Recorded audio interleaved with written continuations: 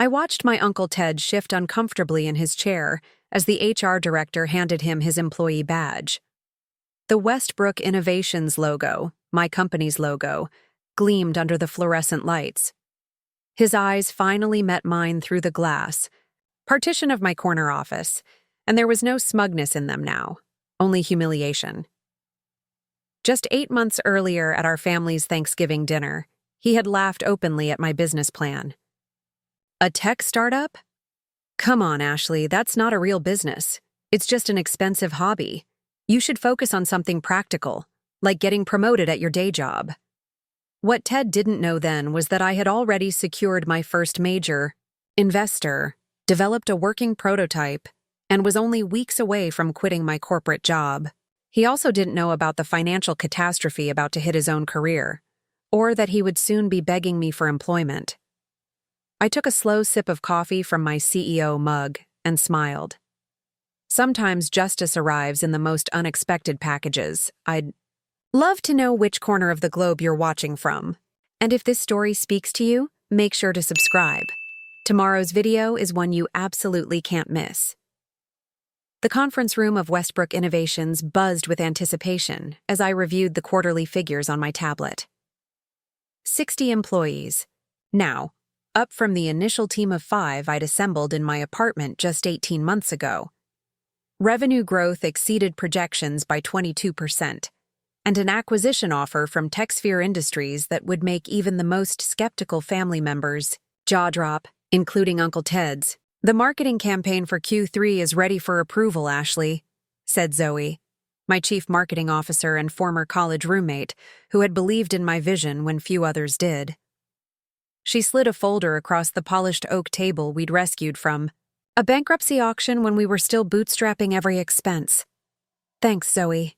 Let me review it before tomorrow's leadership meeting, I replied, already mentally calculating how the new campaign would accelerate our growth trajectory.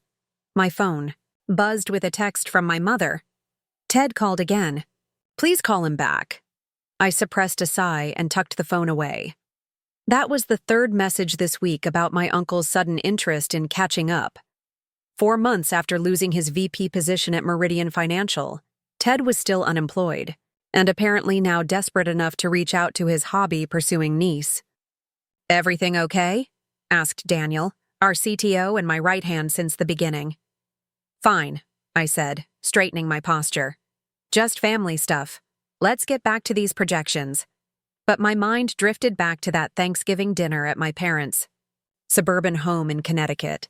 The perfectly roasted turkey, the cranberry sauce in my grandmother's crystal dish, the scent of pumpkin pie, and Ted's booming laughter cutting through the dining room. I had been excited to share my business plan with my family.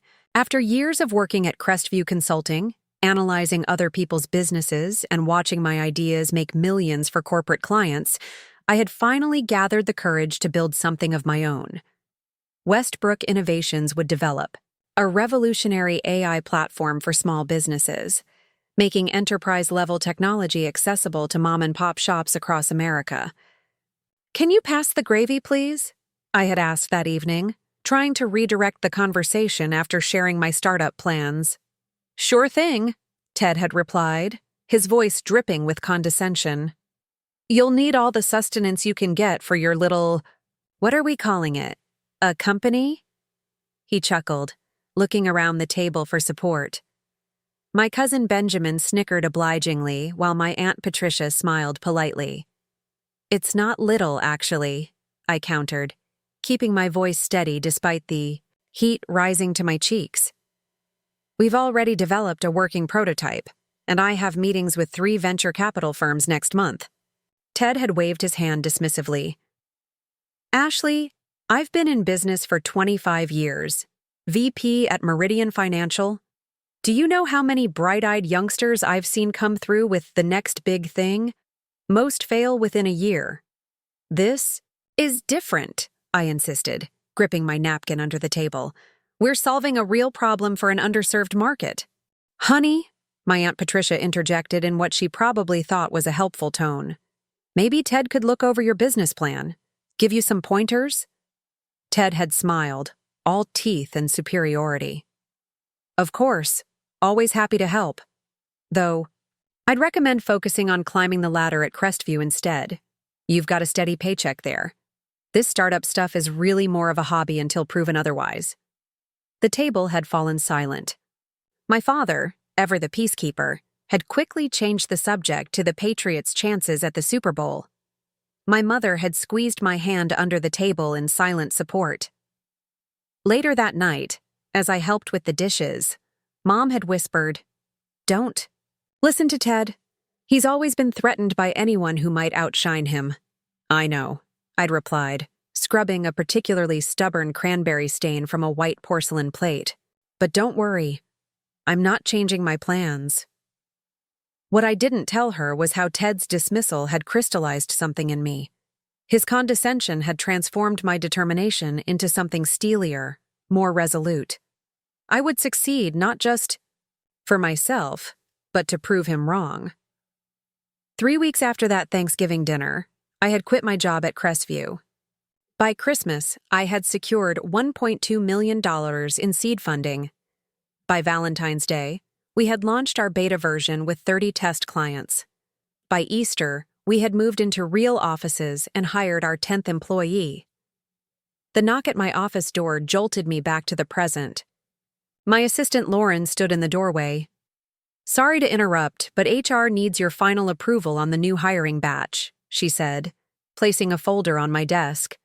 "Also, your uncle called the office line, twice." I nodded. "Thanks, Lauren. Tell HR. I'll have this back to them by the end of day." After she left, I flipped through the new hire forms, mentally assigning the incoming talent to our expanding departments. Westbrook was growing faster than even I had projected. Our AI platform for small businesses was being hailed as a game changer in multiple industries. Last month, Tech Innovator magazine had featured me on their cover. Ashley Westbrook, the woman revolutionizing small business technology. I hadn't sent a copy to Uncle Ted. I hadn't needed to. My mother reported that the magazine had somehow found its way to my grandparents' coffee table just before the family gathered for Easter dinner. A dinner Ted had conspicuously missed after learning I would be there. My phone buzzed again. This time it was a direct text from Ted himself. "Ashley, please call me. It's important. I need to talk to you about an opportunity." I placed the phone face down on my desk and turned back to the window, gazing out at the Boston skyline. The irony wasn't lost on me. The man who had dismissed my business as a hobby now wanted an opportunity. The question was, what would I do about it? I decided to finally return Ted's call on my drive home that evening. The sleek interior of my Tesla muffled the outside world as I connected through the car's system. "Ashley? Is that you?" Ted's voice had lost some of its characteristic bombast. "Yes, Uncle Ted. I got your messages. Several of them, actually." I kept my tone neutral as I navigated through Boston's evening traffic. "Thanks for calling back." He cleared his throat. "I've been meaning to catch up with you. Heard your company is doing well." "We are," I replied simply, not offering more. An awkward pause stretched between us before he continued. "Look, I'll cut to the chase. As you might have heard, there's been a restructuring at Meridian Financial." "You mean you were let go after the merger?" I clarified, not bothering to soften the reality. Mom had told me weeks ago that Ted's position had been eliminated when Meridian was acquired by a larger bank. His sharp intake of breath was audible. I prefer to think of it as an opportunity to explore new directions. 25 years with one company can create stagnation. I waited at a red light, watching pedestrians cross the street. Young professionals, much like my team at Westbrook, hurrying home, or perhaps to dinner with friends, building their lives one decision at a time. "Anyway," Ted continued when I didn't respond, "I've been looking at new ventures, and I thought we might grab coffee. I have some ideas that could benefit Westbrook Innovations. With my experience in financial services and your technology thing, we could create some interesting synergies." "My technology thing," I repeated slowly. "You know what I mean. Your business. Your very successful business, he amended quickly. I've been following your progress. That magazine cover was impressive. The light turned green, and I accelerated smoothly. What exactly are you proposing, Ted? I thought perhaps a position in business development or strategic partnerships. Something that leverages my extensive network and experience. His voice had regained some of its confidence. I could open doors for you in the financial sector. I pulled into the parking garage of my downtown apartment building, killing the engine, but remaining in the car to finish this conversation. Let me understand, I said carefully. 8 months ago, you called my business plan a hobby and suggested I focus on my corporate job instead. Now you want an executive position at that same company? Ashley, that was just family dinner table talk. He gave a forced laugh. Everyone says things they don't really mean during the holidays. I meant everything I said that night, I replied. Ted sighed heavily. Look, I admit I may have underestimated your potential, but isn't that what business is about? Recognizing opportunities, even when they come in unexpected packages. That's exactly what business is about, I agreed, collecting my laptop bag. And right now, Westbrook doesn't have an opening at the executive level. We've built a strong leadership team that's working well together. But surely you could create a position. For family? The desperation in his voice was now unmistakable. I thought about the 32 rejection emails I'd sent last month alone to highly qualified candidates. The startup world was competitive, and we had our pick of top talent. What would it say to my team if I created a position for an uncle who had dismissed our entire mission? We do have some openings in operations, I said finally. Entry-level positions. If you're interested, I can have HR send you the application link. Entry-level? Ted sputtered. Ashley, I was a vice president at a company that decided they could function without that position, I pointed out. Look, Ted, I'm not trying to be harsh, but Westbrook is my responsibility. I have employees and investors counting on me to make sound decisions. I stepped out of the car, the cool evening air a welcome relief. I understand, he said, his voice tight. Send me the link. I'll consider it. After ending the call, I stood in the parking garage for a moment, collecting my thoughts. Part of me felt a twinge of guilt for not offering Ted more. Another part recognized that I was actually being generous, considering our history. A lot of love and effort went into bringing this story to life.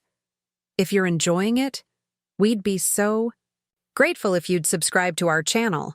Now, back to where we left off.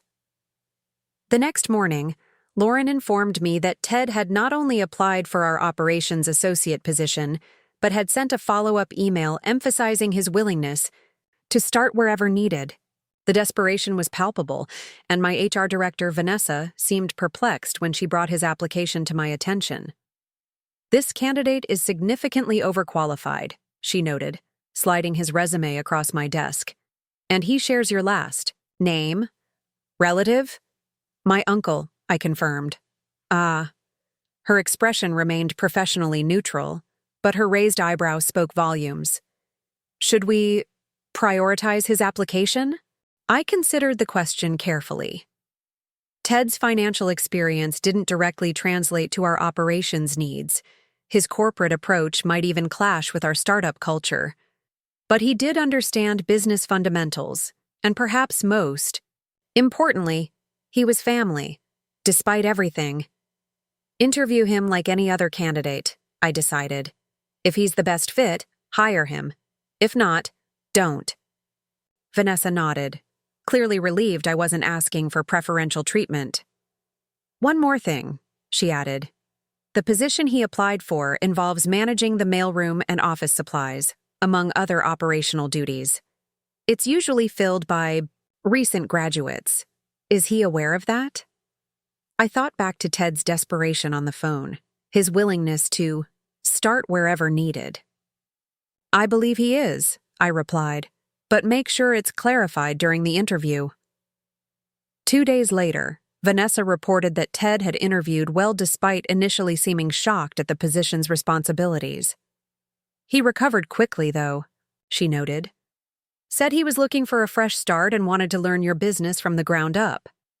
And your recommendation? I asked. Honestly, he's overqualified but seems motivated. We have 2 other strong candidates who might be better. Long-term fits, but they lack his general business acumen. She shrugged. Your call, Ashley. That evening, I sat in my apartment watching the sunset paint the Boston skyline in hues of orange and pink. On my coffee table lay 3 candidate profiles, including Ted's. The decision before me wasn't just about hiring the right person for a mailroom position. It was about the type of leader, businesswoman, and niece I wanted to be. Would hiring Ted be an act of compassion or weakness? Would rejecting him be justice or petty revenge? I thought back to my own career journey, the doors that had been closed to me, the opportunities I'd had to create for myself. Then I made my decision and sent a text to Vanessa. The following Monday, Theodore Westbrook began his first day at Westbrook Innovations. Employee badge D138, Operations Associate, responsible for the mailroom, office supplies, and facility support. Ted's first day at Westbrook Innovations coincided with our quarterly all-hands meeting.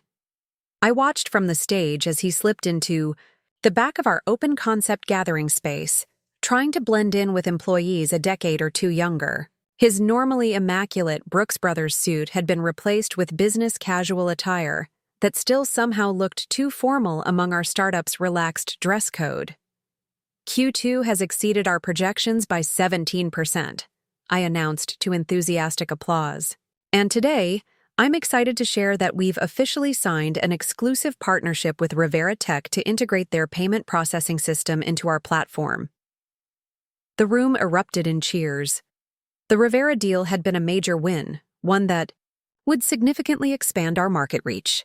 As I continued outlining our vision for the coming quarter, I noticed Ted's expression shift from polite attention to genuine surprise as the scope of what we'd built became clear.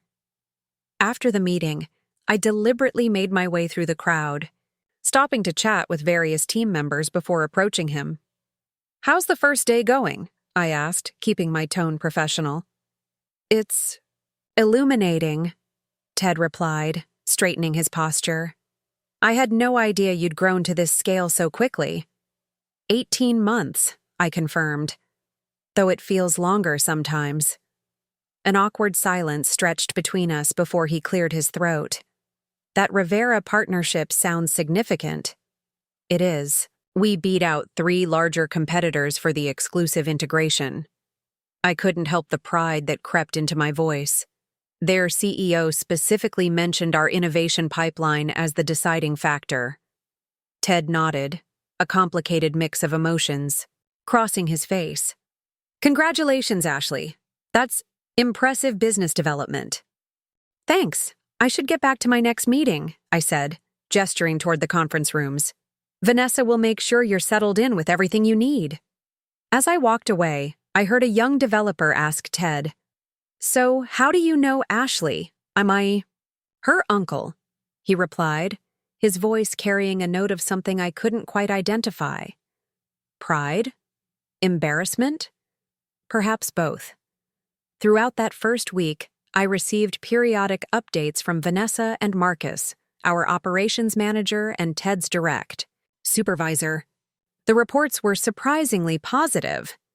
"He's actually really good at process optimization," Marcus told me during our Friday check-in. "He reorganized the entire mail distribution system on day 3.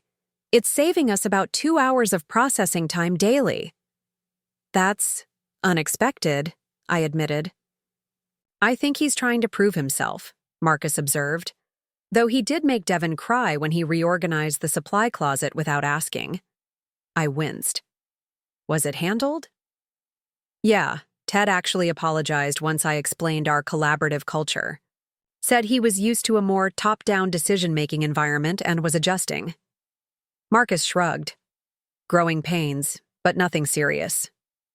That evening, As I worked late reviewing contracts for a potential new client, I noticed the light still on in the operations area.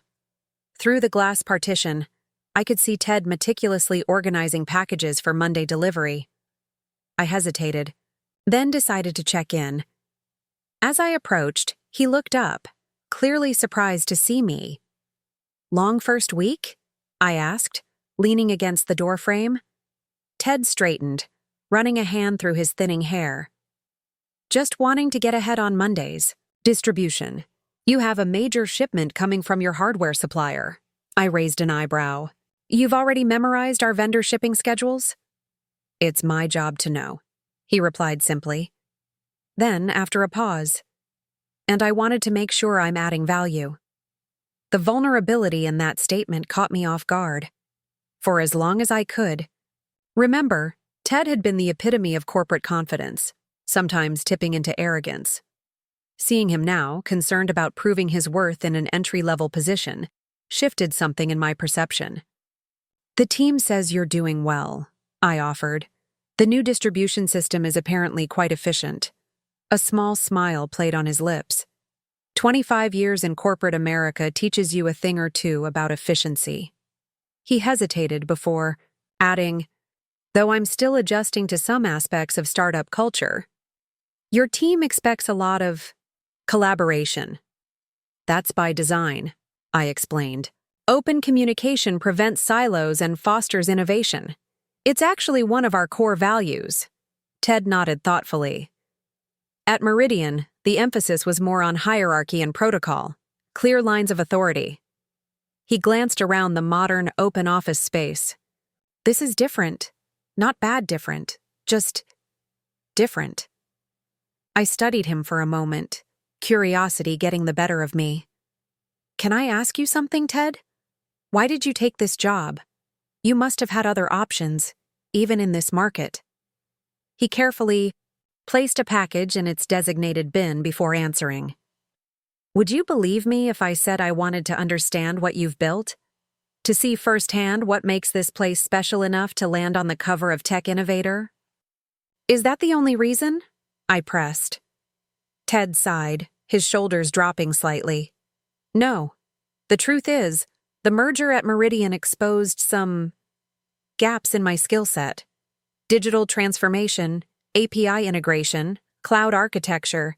These weren't priorities in my division until suddenly they were essential, and I was unprepared." He met my gaze directly. 25 years of experience became a liability rather than an asset because I hadn't evolved. The admission clearly cost him something in pride, and I found myself respecting his honesty. "When I saw what you're building here," he continued, "I realized you're not just riding the technology wave, you're creating it. And I thought maybe, even at my level, I could learn something valuable, something that might make me relevant again." I hadn't expected this level of self-awareness, and it caught me off guard. The Ted I remembered from Thanksgiving would never have admitted to knowledge gaps or obsolescence. "Well," I said finally, "you've come to the right place for innovation. We have lunch and learn sessions every Wednesday. You should join. They cover everything from blockchain basics to AI ethics." "I'd like that," he replied, and I was surprised by his sincerity. As I turned to leave, Ted called after me. "Ashley, thank you. For the opportunity, I mean. I know I didn't exactly earn it with my support." I paused in the doorway. "Just do good work, Ted. That's all any of us can do." Walking back to my office, I reflected on our conversation. The uncle who had dismissed my business as a hobby was now humbly organizing packages on a Friday night, eager to prove his value to the company I had built. There was a poetic justice to it, yes, but also something unexpected. A chance for both of us to redefine our relationship on new terms. Monday morning brought a company-wide email from Marcus praising the operations team for their efficiency improvements, with specific mention of Ted's contribution to the new distribution system. I noticed Ted had been included on our upcoming client presentation to the Midwestern Retail Association, not as a presenter, but to help coordinate logistics and materials. He was, slowly but surely, becoming part of the Westbrook Innovations ecosystem. And I found myself curious to see where this unlikely chapter of our family story might lead. 3 weeks into Ted's employment at Westbrook Innovations, I received a text from my mother. "Having dinner with your father at Rossetti's tonight. Ted is coming. Says he has news. Would love for you to join us." I hesitated, my thumb hovering over the screen. Family dinners had become complicated since Ted started working for me. The power dynamic had shifted in a way that made our interactions awkward, especially with other family members present. "Can't tonight. Preparing for an investor presentation tomorrow," I replied, which wasn't entirely untrue. The presentation was actually scheduled for next week, but the preparation was ongoing. My phone rang almost immediately. "Ashley," Mom said when I answered, "you've been working nonstop. One dinner won't derail your business. Mom, please. Your father misses you.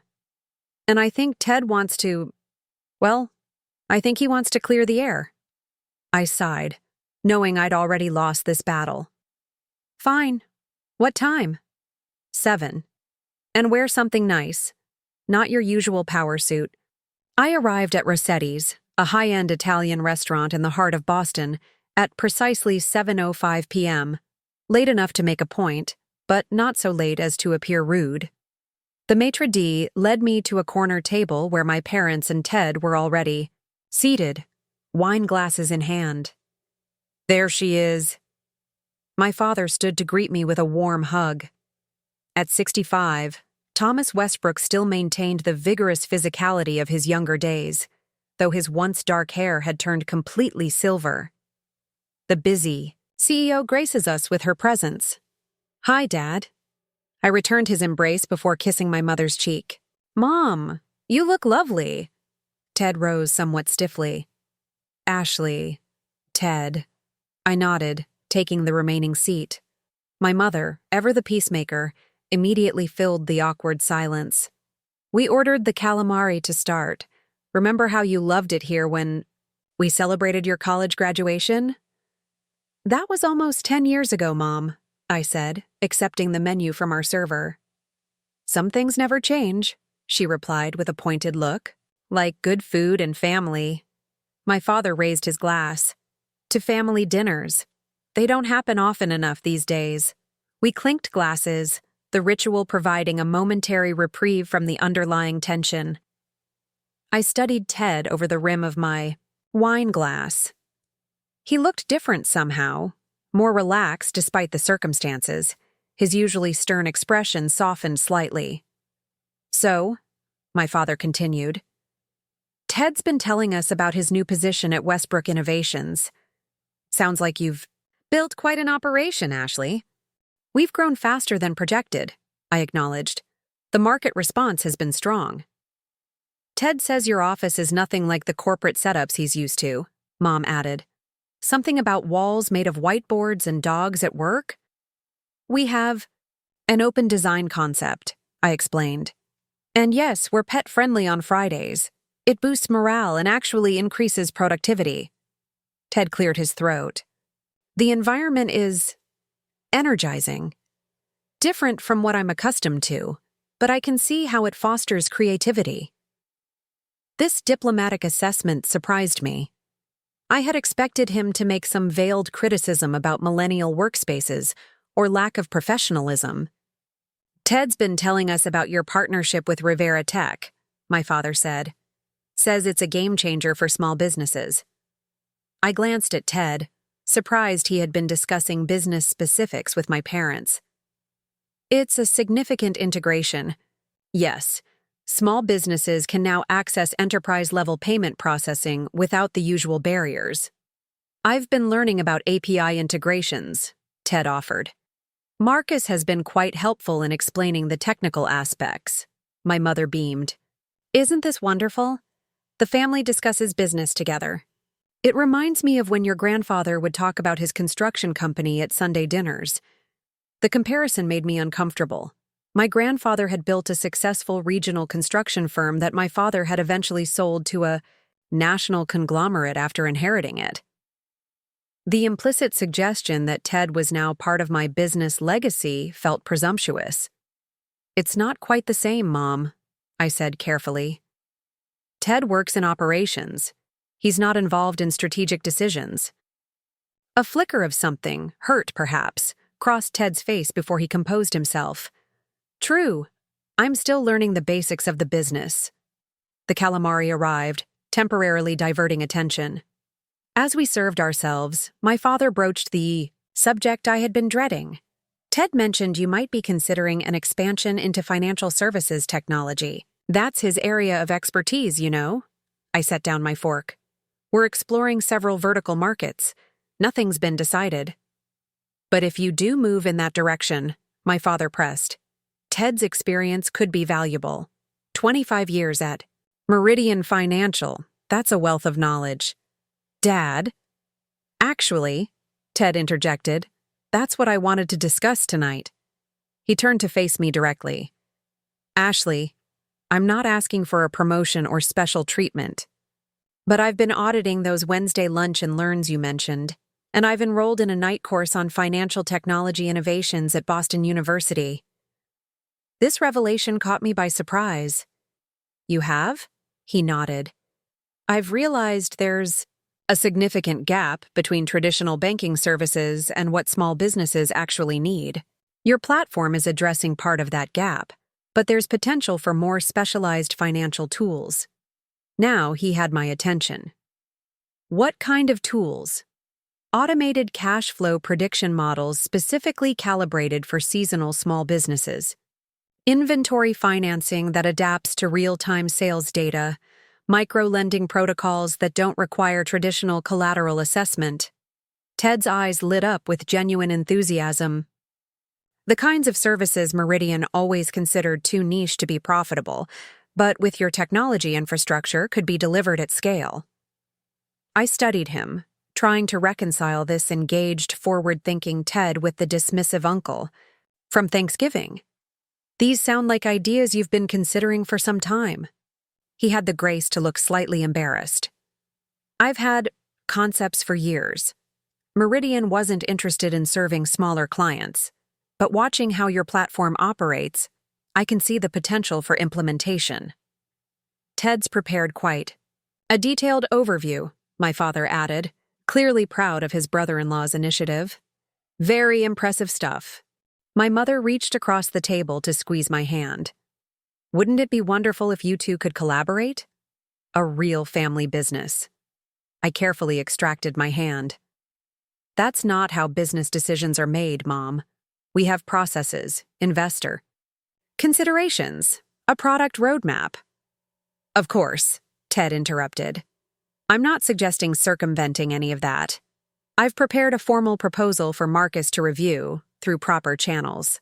Tonight was just, well, I wanted you to hear about it from me first, in a family setting." Our entrees arrived, providing me with a moment to collect my thoughts. Ted was clearly trying to transform his role, leveraging his financial background, to add value beyond operations. The strategic thinking behind his approach was sound. Start at the entry level, learn the business, identify an opportunity gap, and propose a solution. It was, in fact, exactly what I would have done in his position. "I'd be interested in seeing your proposal once it's gone through standard review," I said finally. "If Marcus thinks it has merit, we can discuss next steps." Ted's face brightened. "That's all I'm asking for. A fair evaluation." My father raised his glass again. "To new ideas and family collaboration." As we clinked glasses once more, I caught my mother's expression. Pure satisfaction at what she clearly viewed as a family reconciliation. Ted appeared genuinely grateful for the opening I'd provided. Only my father seemed to detect my lingering reservation, giving me a subtle, questioning look over his wine glass. The dinner continued more comfortably after that, moving to safer topics like my cousin's new baby and my parents' upcoming anniversary cruise. When we finally said our goodbyes outside the restaurant, Ted extended his hand formally. "Thank you for listening tonight, Ashley, and for giving me a chance at Westbrook. I won't disappoint you." As I shook his hand, I realized I was no longer certain what outcome I wanted from this unexpected situation. The satisfaction of seeing Ted humble himself had faded, replaced by something more complex, a cautious curiosity about what might emerge from this new chapter in our relationship. "Just follow the process, Ted," I said, neither encouraging nor dismissing his ambition. "We'll see where it leads." The following Monday, I found a thick folder on my desk labeled Financial Services Extension Proposal, with Ted's name neatly printed in the corner. Attached was a note from Marcus. "Reviewed this over the weekend. Surprisingly comprehensive. Worth your time." I set it aside, prioritizing the morning's scheduled calls, but my eyes kept drifting back to the folder. Ted's initiative had caught me off guard. Not just the proposal itself, but the methodical way he was navigating the company structure. Respecting the chain of command while ensuring I was aware of his contributions. When Lauren brought in my afternoon coffee, she gestured toward the folder.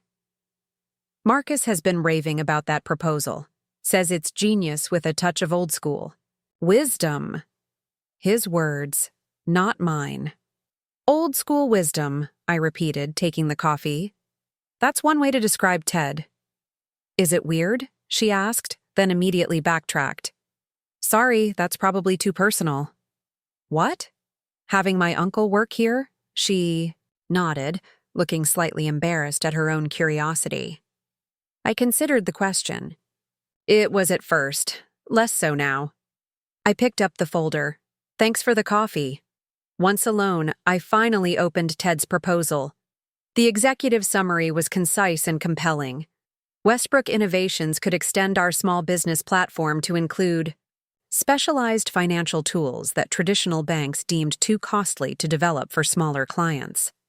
Ted had identified 7 specific products that could be built on our existing infrastructure, with detailed market analysis for each.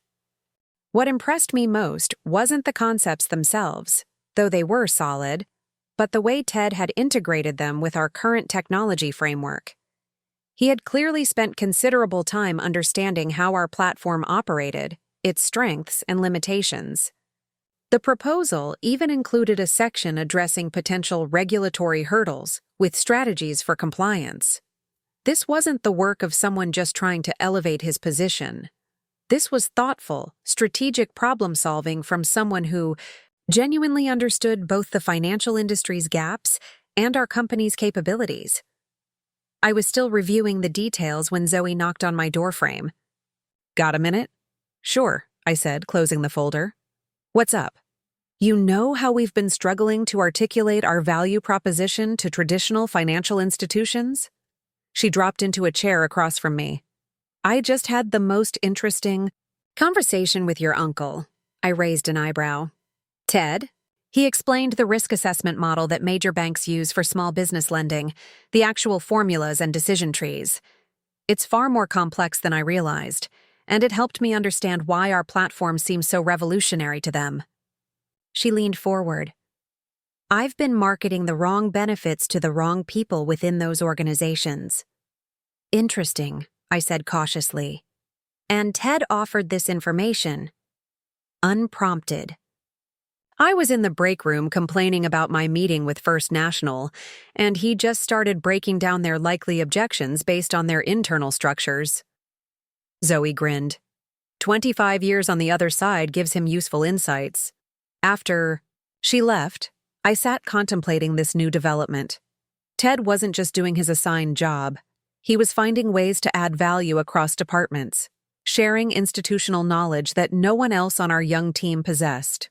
I picked up the phone and called Marcus. "Let's schedule a formal review of Ted's proposal. Include Daniel, Zoe, and the product team." 2 days later, we gathered in the main conference room. Ted sat somewhat stiffly at the far end of the table, manila folders and a legal pad precisely arranged before him, a stark contrast to everyone else's laptops and tablets. "Thank you all for making time for this," I began, addressing the team. "As you know, we've been exploring potential expansions of our platform. Ted has submitted a proposal focusing on specialized financial services that aligns with our mission of democratizing enterprise-level tools for small businesses. I nodded toward Ted. I'd like him to walk us through the key concepts, and then we can discuss feasibility and market fit. Ted cleared his throat as he stood, betraying a nervousness I'd rarely seen in him. Thank you, Ashley. And thank you, all, for this opportunity. What followed was a 30-minute presentation that surprised even me. Ted had transformed his written proposal into a compelling narrative about small businesses left behind by traditional banking. The flower shop unable to secure inventory financing despite 15 years of operation, the seasonal ice cream parlor, forced to close each winter due to cash flow gaps, the promising startup rejected for loans because its assets were primarily intellectual property. These aren't just missed opportunities for financial institutions, Ted explained, his voice gaining confidence.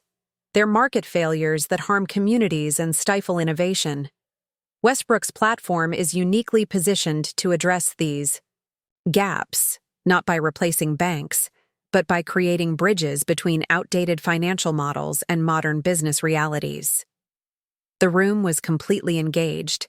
Daniel, our typically skeptical CTO, was nodding as Ted explained how our existing data architecture could support the proposed tools. Zoe was furiously taking notes on messaging opportunities. Even our junior developers were asking thoughtful questions about implementation possibilities. When Ted finished, there was a moment of silence before Daniel spoke. I hate to admit it, but this makes perfect sense. The technical lift is manageable because we've already built the foundation. The market positioning is brilliant, Zoe added. We're not competing with banks. We're enhancing their ability to serve small businesses profitably. The regulatory navigation will be complex, offered Vanessa from legal. But Ted's roadmap for compliance seems solid. I studied Ted as the team discussed his proposal. He remained professionally composed, but I could see the pride in his eyes as his ideas were taken seriously, evaluated on their merits rather than dismissed. What's the timeline for development if we greenlight this? I asked Daniel. He consulted his notes. We could have a beta version of the cash flow prediction model in 3 months. The complete suite would take about a year, integrated in phases. Nodded, then addressed the room. I'd like the leadership team to prepare a formal assessment by Friday. Assuming the numbers align with our projections, I'm inclined to move forward with a pilot program. The team dispersed, energized by the new direction. Ted remained behind, gathering his materials methodically. That went well, I said, closing my laptop. Better than I expected, he admitted. Your team asks insightful questions. They're good at what they do, I replied. Then, after a moment's hesitation, you are too, apparently. A small smile played on his lips. I've had these ideas for years. Meridian wasn't interested, too focused on major corporate clients, too risk-averse for innovation. Their loss, I said simply. Ted paused, seeming to struggle with what to say next. Ashley, I owe you an apology. Not just for Thanksgiving, but for underestimating you for years. I was so convinced that success had to look like what I knew. I couldn't recognize it in a different form. The sincerity in his voice caught me off guard. This wasn't the political apology of someone trying to curry favor with the boss. This was genuine recognition of a past mistake. It's easy to dismiss what we don't understand, I said carefully. Technology can be intimidating when you've built your career in a different era. It wasn't about the technology, he corrected. It was about seeing my niece surpass me, creating something more innovative than anything I'd achieved in my entire career. My dismissal was ego, pure and simple. His candor was disarming.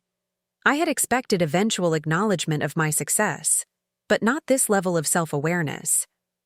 Well, I said after a moment, your proposal shows you've evolved beyond that initial reaction. The ideas are solid. If they test well with our focus groups, we'll move forward. Thank you. He gathered his materials. That's all I can ask for. A fair evaluation. As Ted headed back to his department, I remained in the conference room contemplating how dramatically our dynamic had shifted in just a few weeks. The uncle who had dismissed my business as a hobby was now generating potentially game-changing ideas for its expansion. And I, the once disregarded niece, was now evaluating his professional contributions. Life had a peculiar way of bringing things full circle, though never quite in the pattern you might expect. 3 months later, the beta version of what we were now calling SmallFin was ready for testing. Ted's proposal had evolved into a full-fledged product extension with a dedicated development team and its own marketing strategy. We had selected 50 of our existing clients to pilot the cash flow prediction model, with plans to roll out additional features over the next 2 quarters. The morning of the beta launch, I arrived at the office earlier than usual to find Ted, already there, reviewing the final checklist with Daniel and 2 developers. "Everything on track?" I asked, setting down my coffee. Daniel nodded. "Server infrastructure is ready. We've run 3 full simulations with synthetic data. The algorithm performs exactly as expected. We should start seeing real client data flowing in around 9 when businesses open," added Mia, our lead developer on the project. Ted's created an amazing dashboard to monitor adoption rates and performance metrics. I glanced at Ted, surprised. "Dashboard?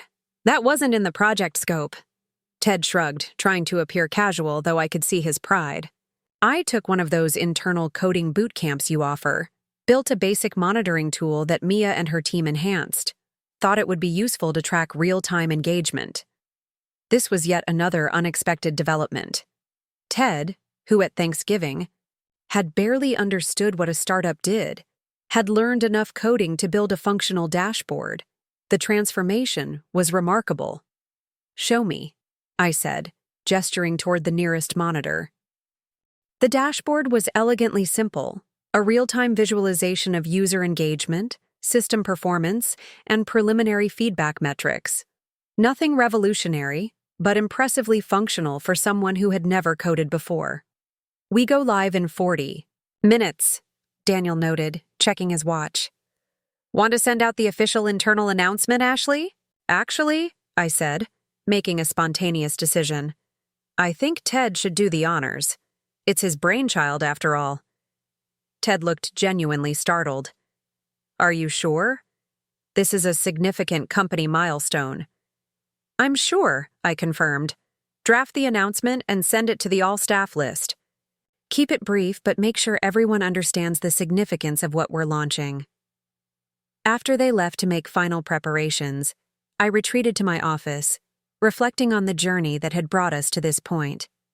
In less than a year, Ted had gone from dismissing my business to helping expand its capabilities in a meaningful way. His transition from corporate executive to humble learner to valuable contributor had been remarkable to witness. My phone buzzed with a text from my mother. "Heard today's the big launch. Ted's been talking about nothing else for weeks. Dinner to celebrate this weekend?" I smiled despite myself. Mom had been particularly pleased by the evolving professional relationship between Ted and me, seeing it as validation of her long-held belief that family should stick together. What she didn't fully appreciate was that Ted's contributions had earned their place through merit, not family obligation. At precisely 9 a.m., Ted's announcement arrived in everyone's inbox, Team Westbrook. Today we launched the beta version of SmallFin, extending our platform to address critical financial gaps for small businesses. This represents not just a new product, but a new way of thinking about how technology can democratize financial services. This launch is a testament to Westbrook's culture of innovation and collaboration. From the development team who built the infrastructure to the marketing strategists who shaped the messaging, every department has contributed to making this vision a reality. As someone who spent decades in traditional banking, I can tell you that what we're doing here is revolutionary. We're creating tools that will genuinely change how small businesses access financial services. Thank you for allowing me to be part of this journey. Theodore Westbrook, Financial Products Specialist. I reread the signature line with interest. Ted had recently been promoted from operations associate to financial products specialist, a position created specifically to leverage his industry knowledge in support of the Small Fin initiative. The title was modest compared to his former VP status, but he had embraced it without complaint. By mid-morning, the first client data was flowing into the system. Small business owners were uploading their financial information, receiving immediate cash flow projections that would have previously required expensive consulting services. The real-time feedback was overwhelmingly positive. I made my way to the monitoring station we'd set up in the main work area, where Ted and the development team were tracking system performance. "How's it looking?" I asked, joining them at the cluster of screens. 37 active users already, Ted reported, a note of excitement in his voice. Engagement metrics are exceeding projections by about 15%. The Hudson Bakery just messaged that they identified a potential cash flow issue in October that they wouldn't have caught otherwise, Mia added. They're already adjusting their inventory ordering to compensate. That's exactly the impact we wanted, I said, feeling a surge of satisfaction. This was why I had built Westbrook Innovations, to create tools that made a tangible difference for small businesses. As the day progressed, more success stories rolled in. A seasonal landscaping company discovered they could secure inventory, financing based on their projected spring revenue. A family-owned restaurant identified a pricing strategy that would improve their winter margins. A boutique clothing store realized they could manage their fashion cycle purchases more effectively with better cash flow visibility. By late afternoon, all 50 beta participants had engaged with the system, and our servers were handling the load flawlessly. The team had gathered for an informal celebration, champagne glasses circulating as Daniel shared the technical performance metrics. 0 downtime, millisecond response rates, and a user interface so intuitive that we've had virtually no support tickets, he announced. I'd call that a successful launch. Amid the applause, I noticed Ted standing slightly apart from the group, watching the celebration with a complicated expression. "Everything okay?" I asked, joining him. "More than okay," he replied. "I was just thinking about Thanksgiving when I called this a hobby." "Ancient history," I said dismissively. He shook his head. "Not to me. I was so arrogant, so convinced I knew what success looked like because I'd achieved a certain level in my world. Today has been humbling." "How so?" "Watching these small business owners immediately find value in something we built. Their gratitude is so genuine, so immediate." He gestured toward the screens still displaying user activity. At Meridian, success was measured in quarterly profit reports, stock prices, annual bonuses. It was abstract, distant from the actual impact on customers. I considered his words. Different businesses, different metrics, but the impact matters in both contexts. "The difference," Ted said slowly, "is that you've managed to create something that succeeds by both measures. Westbrook is profitable and growing, yes, but it's also making a tangible difference in people's lives. That's remarkable, Ashley." Coming from Ted, this acknowledgement carried a particular weight. He had seen the business world from its most traditional angle and had initially judged my venture through that narrow lens. Now, having experienced the startup ecosystem from within, his perspective had broadened. "We have a good team," I said simply. "You've built a good team," he corrected. "That doesn't happen by accident." I was saved from responding by Zoe's arrival, tablet in hand. "Ashley, we've got reporters from TechCrunch and Financial Innovation today requesting interviews about SmallFin. They've caught wind of what we're doing and want exclusive insights." As I turned my attention to the PR opportunity, Ted seamlessly stepped back, returning to the monitoring station to continue tracking system performance. The transition was smooth, professional, a man comfortable in his role, no longer needing to be the center of attention.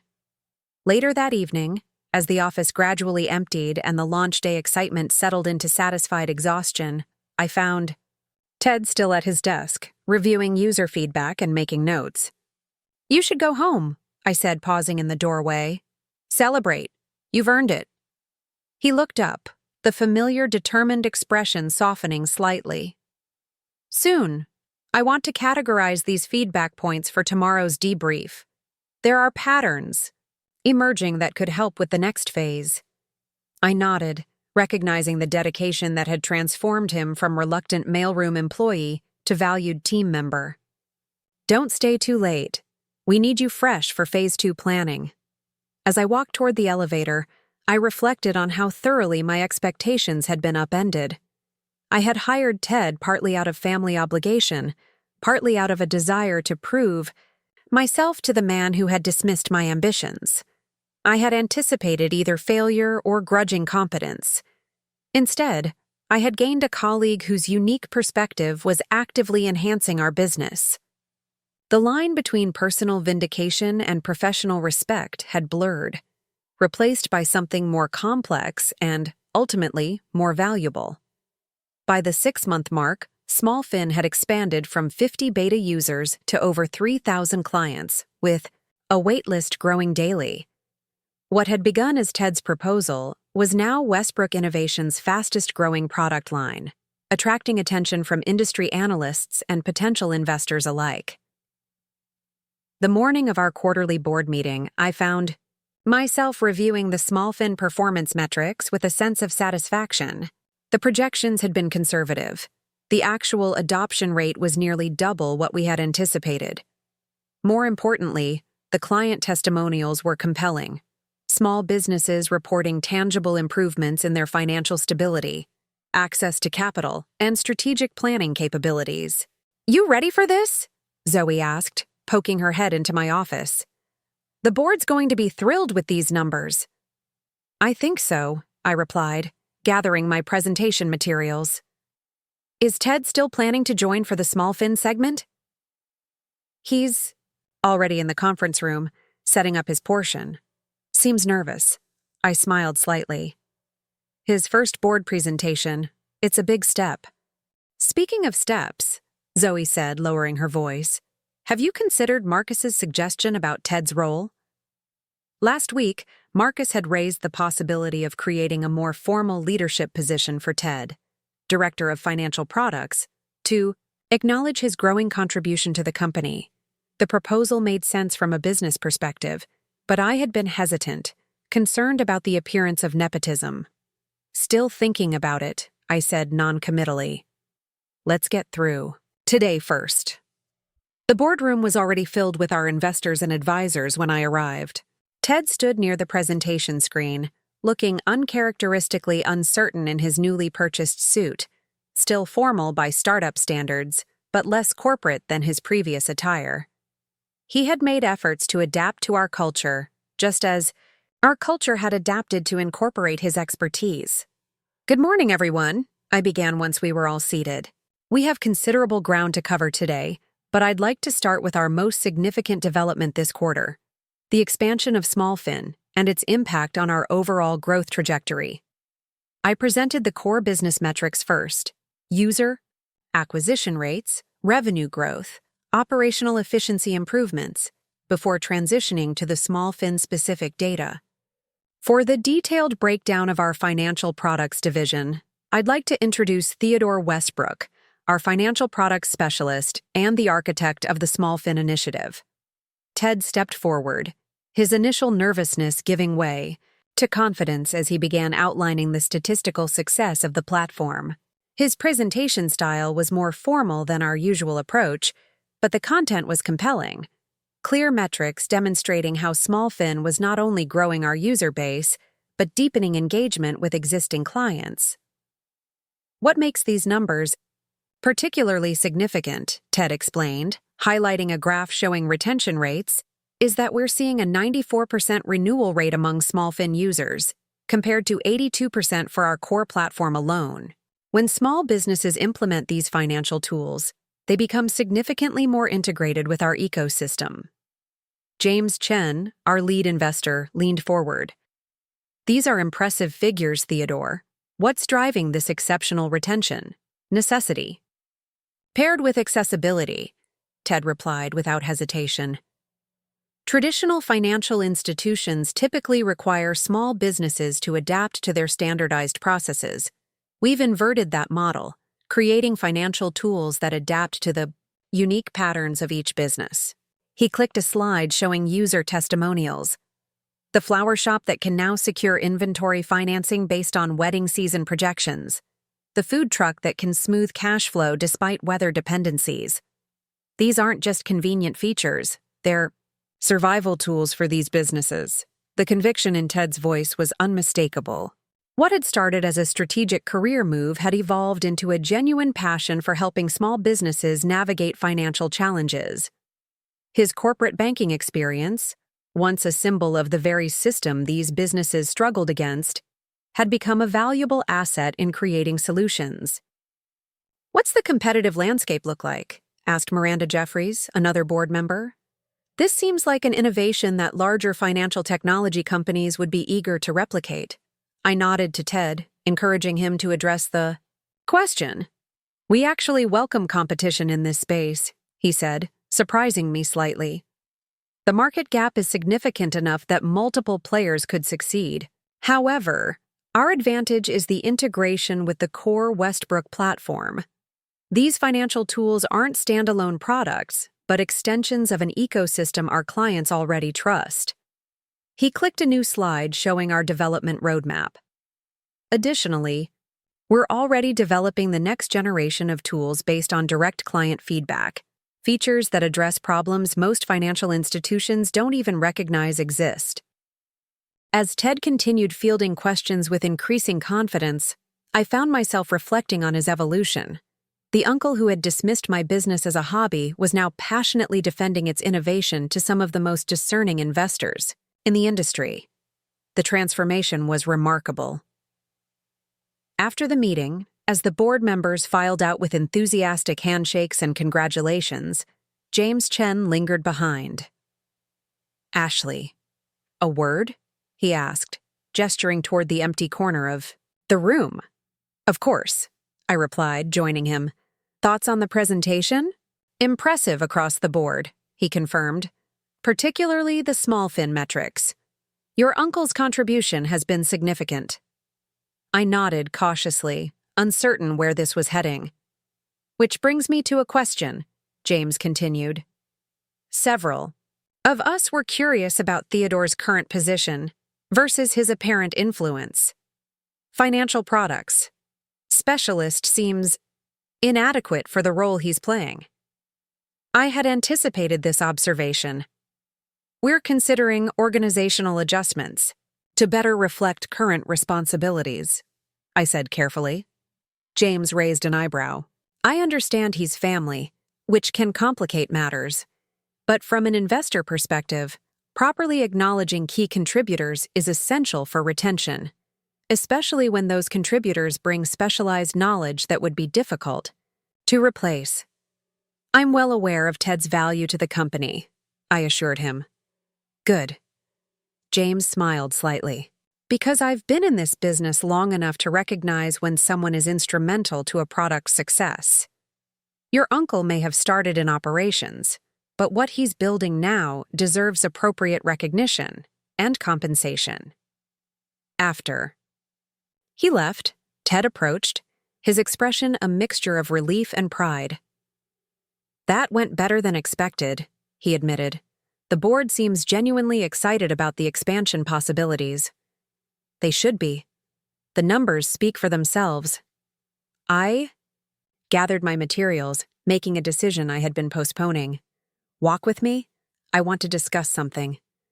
We made our way through the office toward the small courtyard that served as our outdoor meeting space. The late spring air was pleasantly warm, a welcome contrast to the air-conditioned boardroom. "The board raised a question about your position," I began once we were seated at one of the wrought iron tables. "They feel your current title doesn't reflect your actual contribution to the company." Ted nodded, his expression carefully neutral. "I understand their concern from a structural perspective. The organizational chart should accurately reflect functional realities." Always the corporate executive, I said with a slight smile. Even now. He shrugged, a gesture he had adopted from our younger team members. Old habits. But I'm serious. I don't want special treatment because I'm your uncle. Whatever is best for the company is what matters. I studied him, weighing my next words carefully. Marcus and I have been discussing creating a director of financial products position. It would involve overseeing the entire Smallfin division, including product development, client implementation, and strategic partnerships. Ted's expression remained measured, though I caught a flicker of interest in his eyes. That sounds like a natural evolution given the product's growth. It would report directly to me, I continued, and include equity options commensurate with other director-level positions. I see.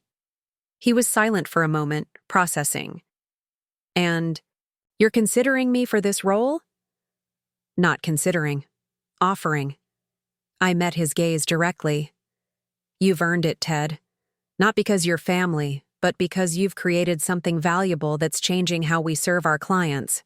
The careful composure he had maintained throughout our conversation finally cracked, revealing genuine emotion. I don't know what to say. Yes would be the conventional response, I suggested with a smile. He laughed softly. Yes, obviously. But what I meant was, I don't know how to express what this means. 6 months ago, I was organizing mail and inventory, trying to rebuild some sense of professional identity after my career imploded. I never expected. He gestured vaguely, encompassing the building, the company, the opportunity before him. Neither did I admitted. When I hired you, I thought it would be a temporary arrangement at best. Because of Thanksgiving, he acknowledged. The hobby comment? Among other things.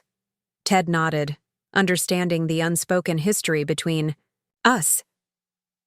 Life has a way of humbling us precisely when we need it most. I'm grateful it happened before I was too old to learn from it. As we walked back into the building, I felt a sense of closure on a chapter that had begun with that dismissive Thanksgiving comment. The journey from that moment to this one, Ted accepting a directorship in the company he had once belittled, represented something more significant than professional vindication. It was a reminder that people could evolve, that relationships could transform, and that sometimes the most unexpected paths led to the most valuable destinations. We'll announce the promotion next week, I told him as we parted ways in the main workspace.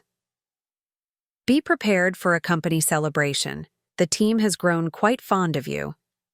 That, Ted said with genuine wonder, might be the most surprising development of all.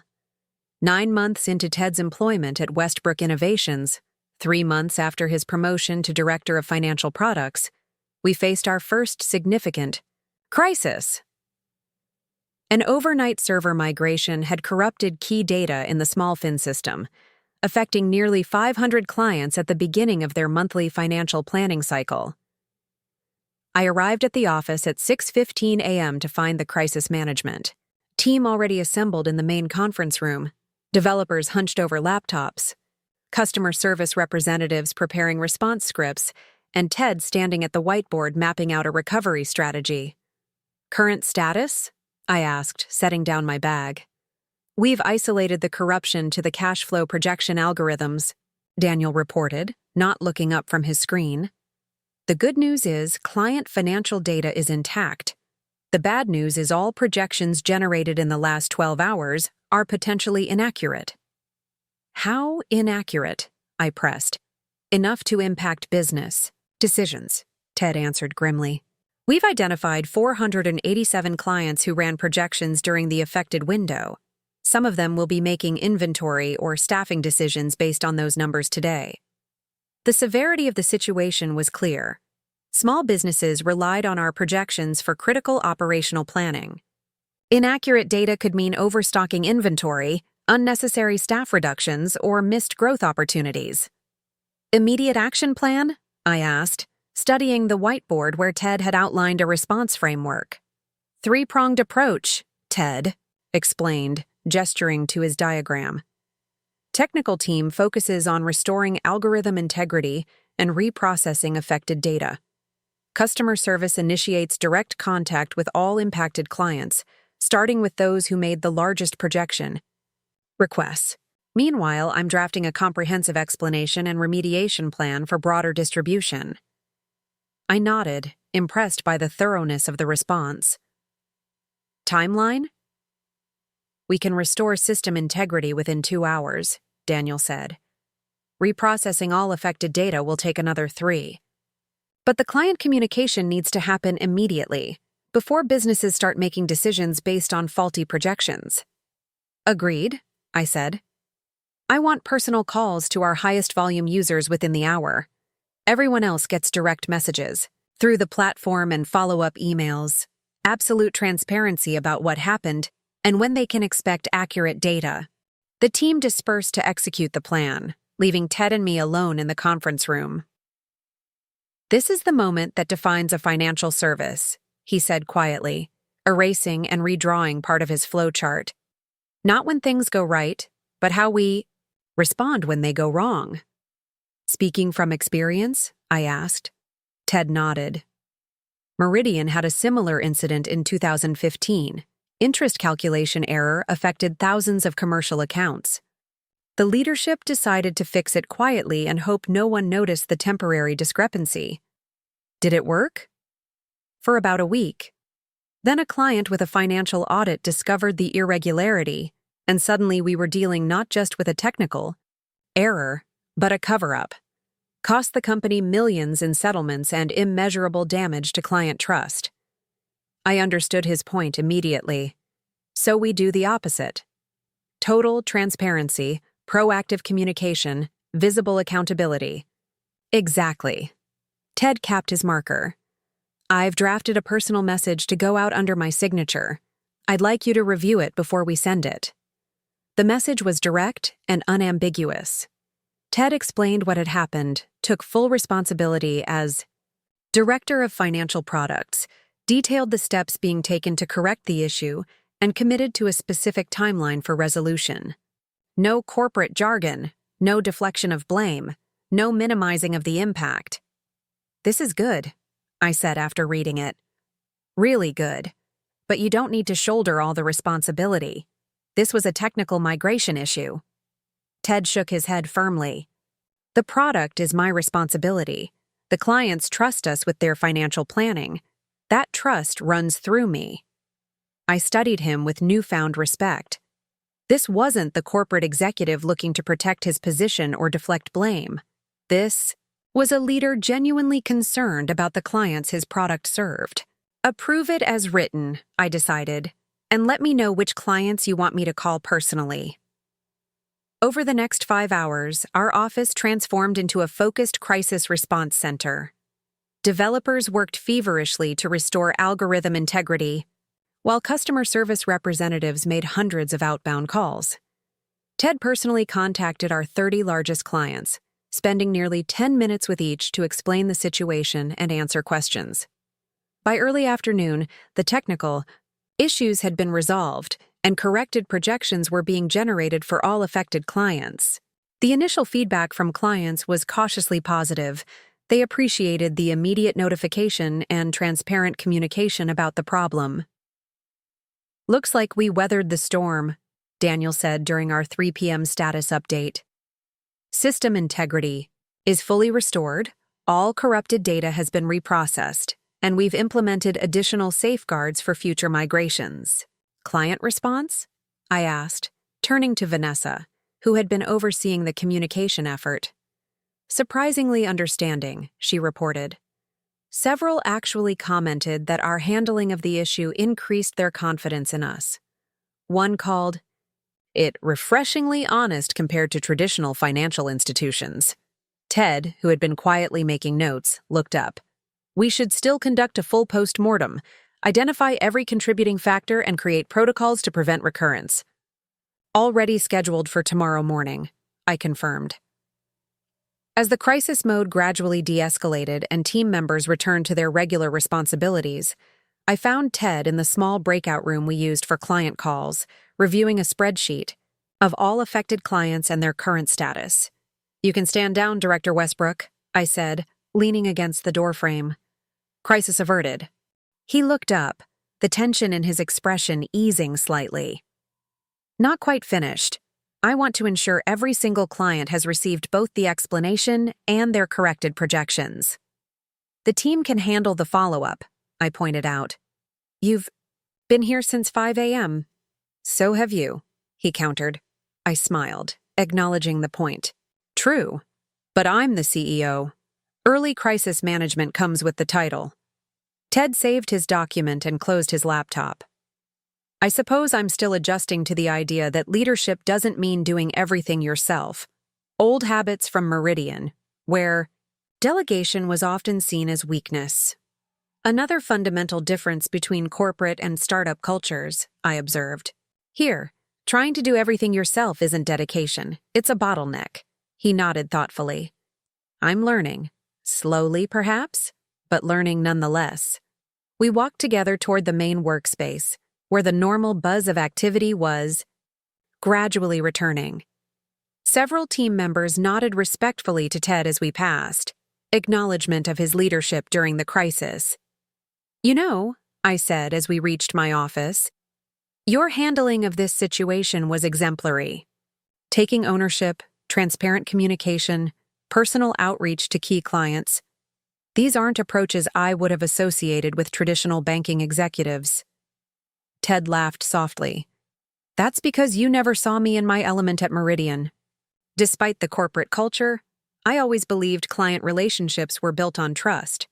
I just didn't always have the authority to act on that belief. This revelation surprised me. I had assumed Ted's client-focused approach at Westbrook was a newly developed skill, not a long-held value that had finally found expression. Maybe you were always a startup person trapped in a corporate environment, I suggested, only half joking. Or maybe, Ted replied thoughtfully, I just needed the right context to become the professional I always wanted to be. That evening, as the office emptied and the crisis officially moved into resolved status, I received an unexpected email from James Chen, our lead investor. Ashley, just heard about the SmallFin data issue from one of our portfolio companies that uses your platform. Wanted to commend you and your team on the handling of the situation. Transparent, efficient, customer-focused, exactly the approach we like to see. Particularly impressed with Theodore's personal outreach to affected clients. That level of ownership builds the kind of trust that differentiates great companies from merely good ones. This is why we invested in Westbrook. Not because you'd never face challenges, but because you have the leadership to navigate them effectively when they inevitably arise. Best, James. I forwarded the email to Ted with a simple note. Thought you should see this. Well earned. His reply came minutes later. Thank you. But this reflects on the entire company culture you've built. At Meridian, I would have been discouraged from such direct client communication during a crisis. At Westbrook, it's expected. That difference matters. As I shut down my computer and prepared to leave for the day, I reflected on how thoroughly my expectations had been upended. Ted had joined Westbrook as a humbled corporate executive, seeking any port in a career storm. I had hired him partly out of family obligation, partly to prove a point about my own success. Neither of us had anticipated that he would find not just employment, but purpose, a context where his experience and values could align in service of something meaningful. Nor had I expected to gain a colleague whose perspective would genuinely enhance our company's capabilities. The uncle who had dismissed my business as a hobby had become an integral part of its growth and resilience, and I, the niece whose ambitions he had once belittled, had become the leader who helped him rediscover his professional passion. Sometimes, I reflected as I headed home, the most valuable business lessons emerged from the most unexpected sources, even from former skeptics who end up working in your mailroom. When the anniversary of my uncle's hiring approached, I found myself in a reflective mood. Westbrook Innovations had grown significantly over the past year, from 60 employees to nearly 200, from a promising startup to a recognized innovator in small business technology. The SmallFin product line that Ted had spearheaded now accounted for almost 40% of our revenue, with adoption rates still climbing. "Penny for your thoughts?" Zoe asked, finding me staring out the window of my office early one morning. "Just thinking about how much has changed in a year," I replied, gesturing for her to join me. "Remember when we were arguing about whether to even interview Ted?" She laughed, settling into the chair across from my desk. "I distinctly recall saying it was either brilliantly strategic or completely insane to hire your uncle." "And which verdict have you reached?" I asked with a smile. "Brilliantly strategic, obviously, but you couldn't have predicted it would work out this way." She studied me curiously. "Or did you?" I shook my head. "Not even close. I expected him to last a month, maybe two. Just long enough to humble himself before finding something more suitable for a former banking executive. Instead, he's building our fastest-growing product division and mentoring half the junior staff." Zoe shook her head in wonderment. "Life is weird." "Speaking of weird," I said, reaching for a folder on my desk, "I need your input on something." Inside was a proposal I'd been contemplating for weeks, an expansion of our leadership team that would include creating a chief financial products officer position. It was the logical next step given our growth trajectory, but it came with complicated implications. "You're considering promoting Ted to C-level?" Zoe asked, scanning the document. "I'm considering creating the position," I clarified.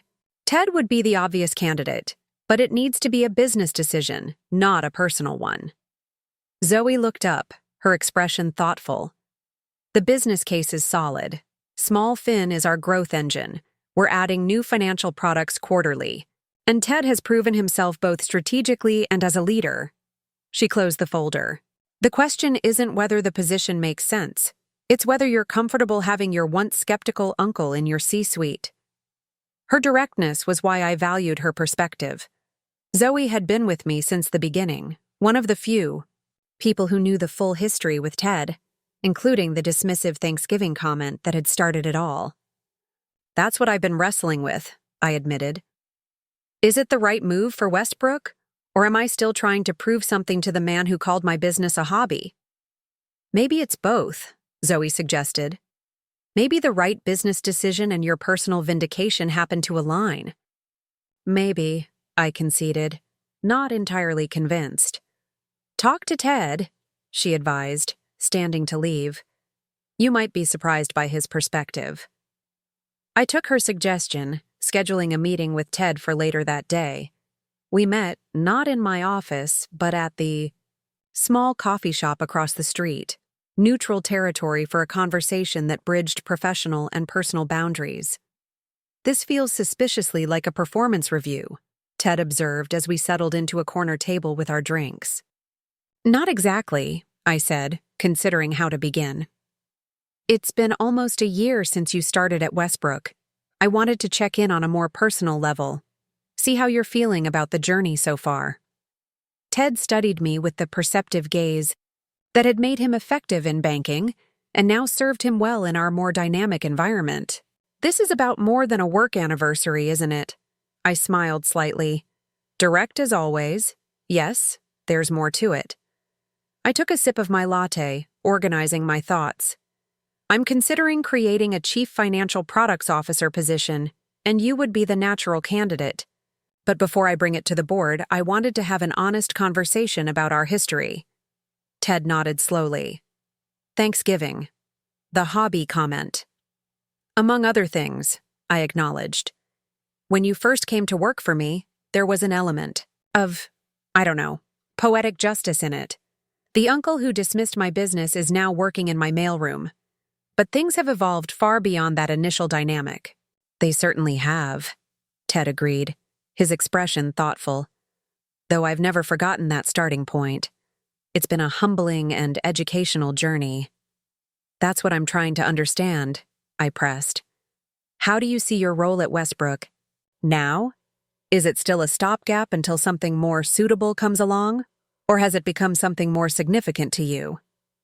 Ted was quiet for a moment, considering the question carefully. When I first applied, it was desperation. After 3 months of rejections, I was willing to take anything, even a position that, let's be honest, was beneath my qualifications. I nodded, appreciating his candor. But something unexpected happened, he continued. For the first time in my career, I was judged purely on my contributions, not my title or connections. It was terrifying and liberating in equal measure. A small smile played on his lips. You know what Marcus said to me during my first week? Your fancy title at Meridian means nothing here.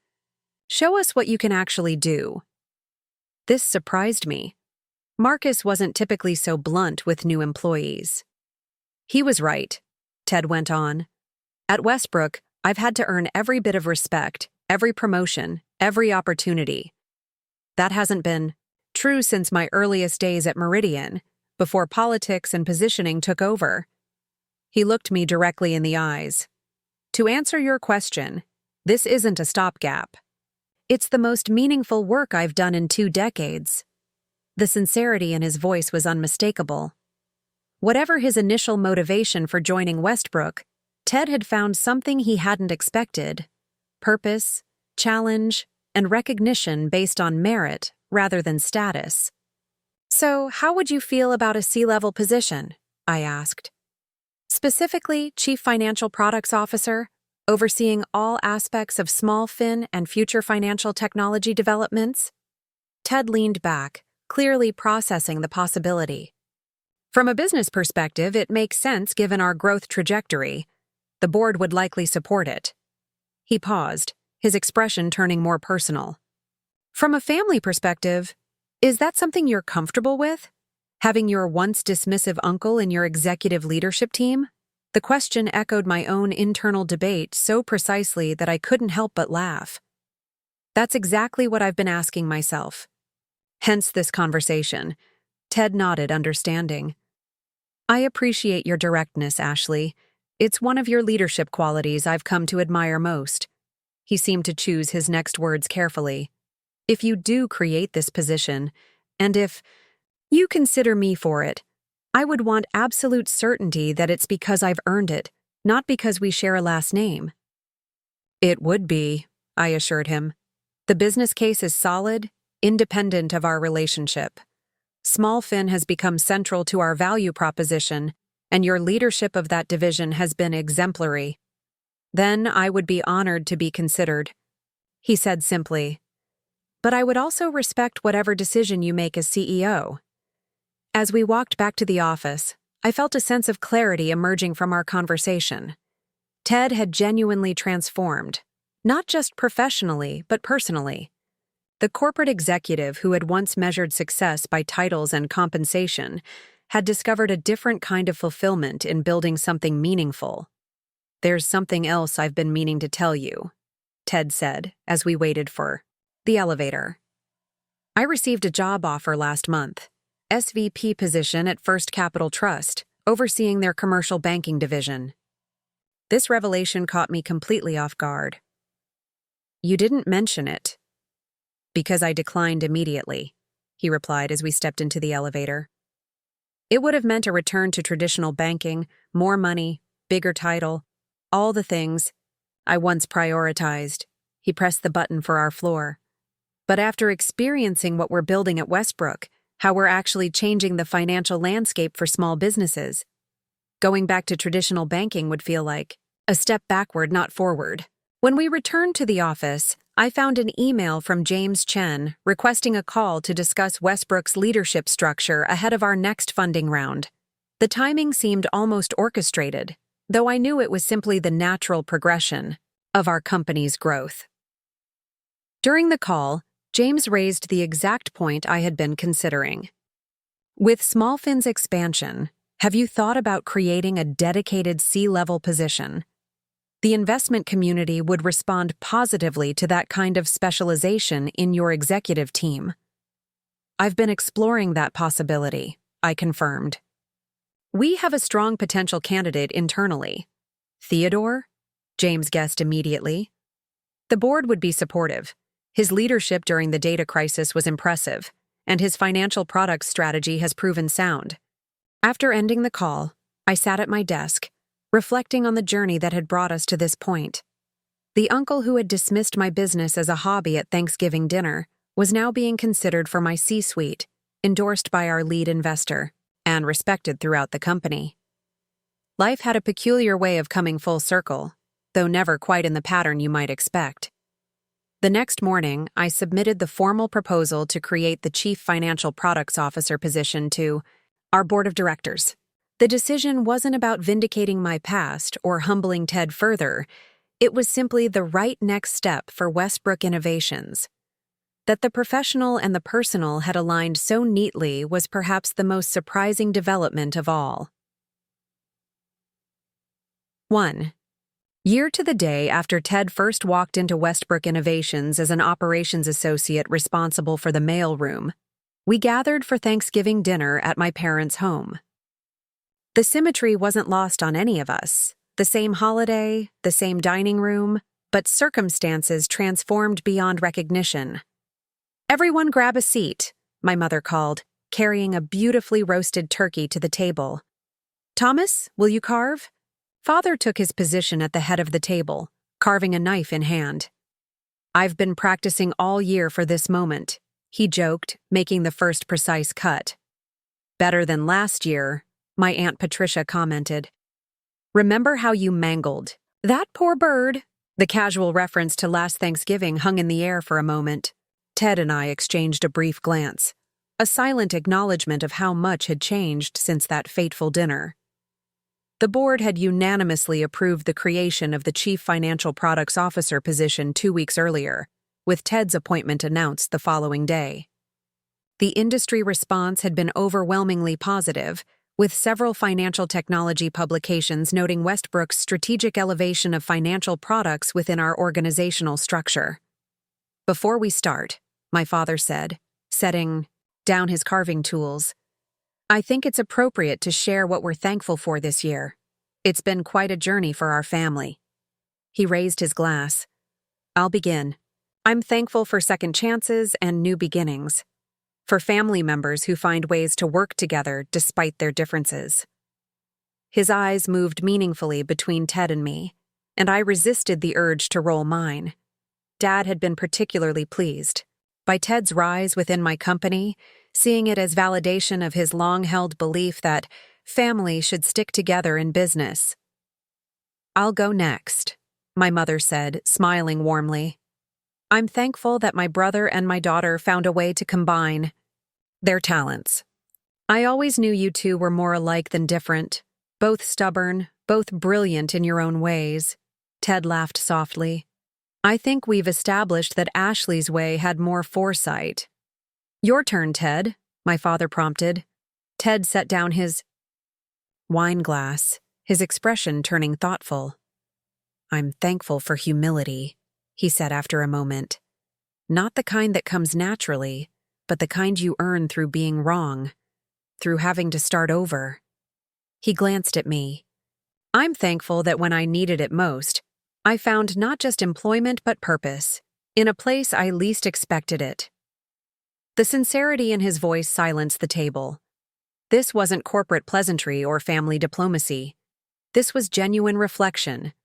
From a man who had experienced a profound personal and professional transformation. "Ashley?" my mother prompted gently. "What are you thankful for this year?" I considered the question carefully, aware of the expectant faces around the table. "I'm thankful for unlikely teachers," I said finally, "for learning that vindication isn't as satisfying as collaboration, and that sometimes the people who understand your vision least at the beginning can become its strongest advocates once they truly see it." Ted raised his glass slightly in my direction, acknowledging the reference without needing it spelled out. "Well," my father said, breaking the moment of intensity, "I'm also thankful for this turkey, which is getting cold while we wax philosophical. Let's eat." The meal proceeded with the comfortable rhythm of family gatherings, passing dishes, sharing updates, gentle teasing. My cousin Benjamin, who had snickered alongside Ted last Thanksgiving, now eagerly asked questions about Westbrook's technology, particularly after learning we had recently been featured in Business Innovator magazine. "So the small fin thing, that was Ted's idea?" he asked, helping himself to more mashed potatoes. "The initial concept, yes," I confirmed. "The execution has been a team effort." "That's the key difference between startups and corporations," Ted added. "At Meridian, ideas were owned and protected. At Westbrook, they're shared and enhanced collectively." I glanced at him, surprised by how thoroughly he had internalized our company culture. Ted, who had dismissed my business as a hobby, had truly transformed into a startup executive who understood the collaborative nature of innovation. As dessert was served, my Aunt Patricia turned the conversation toward Ted's new position. "Chief Financial Products Officer. Sounds very impressive. Still getting used to that fancy title, Ted?" He smiled, shaking his head. "Actually, the title is the least interesting part of the role. What matters is what we're building. Financial tools that are genuinely changing how small businesses operate." He's become quite the evangelist, I noted, unable to keep a hint of amusement from my voice. Sometimes I have to remind him that not everyone wants to hear about cash flow optimization algorithms over lunch. "Guilty," Ted admitted with a laugh. "But when you see family-owned businesses succeeding because of tools you helped create, it's hard not to be enthusiastic." After dinner, as the family dispersed to various corners of the house, some to watch football, others to help with dishes, Ted and I found ourselves alone on the back porch, mugs of coffee in hand despite the November chill. "Quite a different Thanksgiving from last year," he observed, gazing out at my parents' backyard. "Just a bit," I agreed. "Though Mom still makes the same cranberry sauce." Ted chuckled, then turned to face me. "I've been meaning to tell you something, but the timing never seemed right." "Sounds serious," I said, curious about his suddenly reflective tone. "Not serious. Important." He seemed to be choosing his words carefully. When I joined Westbrook, I was focused entirely on my own situation, my career setback, my financial concerns, my wounded pride. I nodded, encouraging him to continue. But something unexpected happened over this past year. I stopped thinking about what Westbrook could do for me and started seeing what you, are doing for others. His expression was earnest in the porch light. The small business owners who can finally access the financial tools they need. The employees who are genuinely excited to come to work each day. The industry that's being forced to rethink its assumptions about who deserves sophisticated financial services. That's always been the mission, I said quietly. From the very beginning. "I know that now," Ted acknowledged. "But I couldn't see it then. All I saw was my niece playing at business, not a visionary building something revolutionary." He shook, his head ruefully. "I was so limited by my own experience, my own definition of success, that I couldn't recognize a fundamentally different and better approach." The admission touched me more deeply than I had expected. This wasn't just professional respect. This was a fundamental recognition of what I had been trying to build all along. "Thank you for saying that," I said simply. Ted nodded, seeming to understand that no elaborate response was necessary. We stood in companionable silence for a few moments, sipping our coffee and watching the last leaves of autumn drift from the maple tree in the yard. "So," he said eventually, a lighter note entering his voice, "when do we start working on the next revolutionary product line? I have some ideas about specialized lending models for artistic enterprises."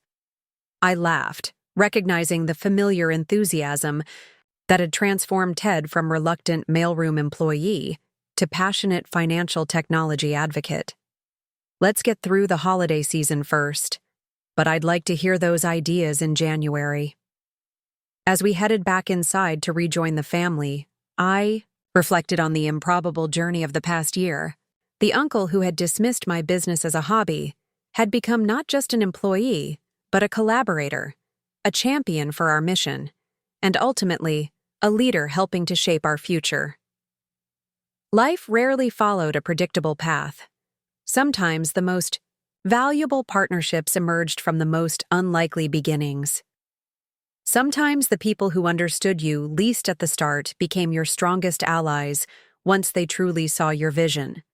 And sometimes, just sometimes, the mailroom turned out to be the perfect starting point for an unexpected journey of transformation. As we gathered around the living room for the traditional post-dinner board games, I caught Ted's eye across the coffee table. We shared a brief smile, an acknowledgement of how far we had come, and, more importantly, how much further we might go together. "Your turn, Ashley," my father said, passing me the dice. "Let's see what you roll next." Indeed, I thought, accepting the dice with a smile. Let's see what comes next for all of us. 18 months after Ted first walked through the doors of Westbrook Innovations, we faced a decision that would fundamentally reshape our company's future. TechSphere Industries, one of the largest technology conglomerates in the country, had approached us with an acquisition offer that could only be described as staggering: $850 million, almost triple our most recent valuation. "They're serious," Zoe said, pacing my office after our initial meeting with TechSphere's executive team. "This isn't a casual inquiry or a talent acquisition. They want the whole company: technology, client base, brand identity, everything." "And everyone," I added, reviewing the offer details for the third time. "They've specifically requested retention agreements for all executive leadership, including Ted." Daniel, who had been uncharacteristically quiet throughout our discussion, finally spoke up. "The financial argument is compelling. Early investors would see returns beyond their wildest projections. We'd all become, well, wealthy isn't even the right word." He wasn't exaggerating. "If the acquisition went through, even our newest employees with minimal equity would receive life-changing sums. The leadership team, myself included, would move into financial territory that had once seemed unimaginable." "But," I prompted, sensing his hesitation. "But we'd be a division of TechSphere," he continued, "not an independent entity defining our own vision. Their track record with acquisitions is mixed. Some continue to innovate, others get absorbed into the corporate machine." Zoe stopped pacing. "They're particularly interested in Smallfin. That was clear from their questions and the way they structured the offer. The financial products division would become a separate business unit with its own P&L. With Ted as division president," I noted, tapping the relevant section of the proposal. "Specifically requested by name." The implications weren't lost on any of us. Ted, who had started in our mailroom after being dismissed from traditional banking, was now considered valuable enough to be named in an acquisition offer from one of the world's largest technology companies. His journey had come full circle in ways none of us could have predicted. "We need to discuss this with the full leadership team," I decided. "And the board. This isn't a decision we can make in isolation." The following day, we gathered the entire executive team in our largest conference room. 10 leaders, each representing a critical aspect of Westbrook's operations, sat around the table with expressions ranging from excitement to concern. Ted arrived last, his normally composed demeanor betraying a hint of tension. "By now you've all reviewed the TechSphere offer," I began once everyone was settled. "Today isn't about making a final decision. It's about having an open discussion about what this means for Westbrook, for our clients, and for each of us personally."